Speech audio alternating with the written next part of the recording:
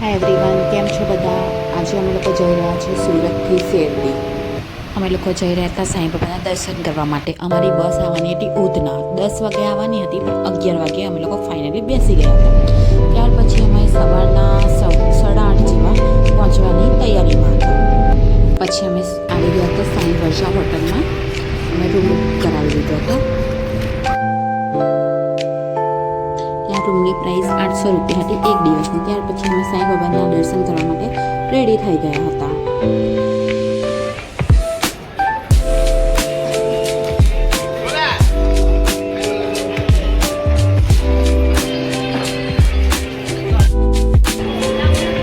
Sunday હતું એટલે બહુ જ ભીડ હતી અને આપણે અહીંયા મોબાઈલ જમા કરાવી દેવાનો હોય છે. મોબાઈલ અંદર ના લઈ જવાય દે.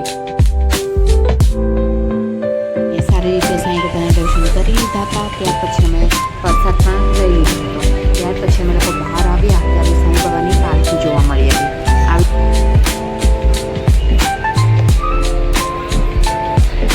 ગાર્ડન છે આ.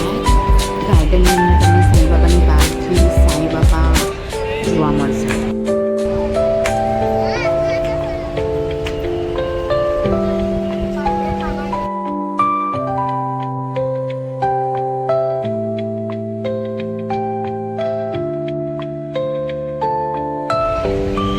સાંઈ બાબાના મંદિરની બહાર તમે દર્શન કરીને નીકળો છો ત્યાર પછી તમને આ સામે જ આ ગાર્ડન તમને જોવા મળી જશે.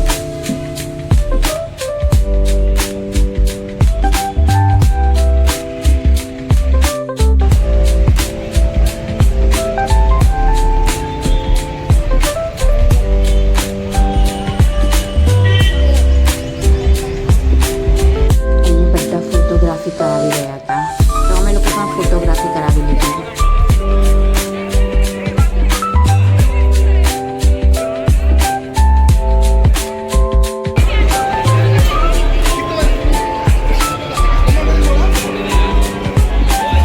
ત્યાર પછી બહાર તમે સાંઈ બાબાની ઘણી બધી શોપ જોઈ. ત્યાર પછી અમને એટલી બધી ભૂખ લાગી ગઈ હતી તો સામે જ કૃષ્ણ હોટલ હતી, જમવા માટે આવી ગયા હતી. તો અમે છોલે ભટુરે મંગાવી લીધા હતા. છોલે ભટુરે સારા હતા. અમે લોકોને એટલી બધી ભૂખ લાગી હતી કે અમે ઢોસા પણ મંગાવી લીધા હતા. અમે મસાલા ઢોસા મંગાવ્યા હતા. મસાલા ઢોસા ત્યાં આવી રીતે આવે છે. ત્યાર પછી અમે લોકો 1-2 શોપ પર સાંઈ બાબાની મૂર્તિ જોવા માટે આવી ગયા હતા.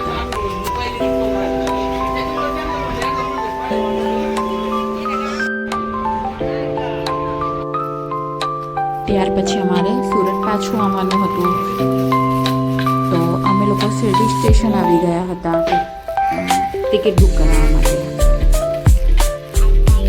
તો આ હતું શિરડીનું સ્ટેશન. ફાઇનલી અમે 5 વાગે બસમાં બેસી ગયા અને રાતના 3 વાગે અમે સુરત આવી ગયા હતા. તમને આ મારો બ્લોગ સારો લાગ્યો હોય તો એક લાઈક, કમેન્ટ, શેર કરી દેજો અને હા, સબસ્ક્રાઈબ કરવાનું બિલકુલ ભૂલતા નહીં. Thank you so much.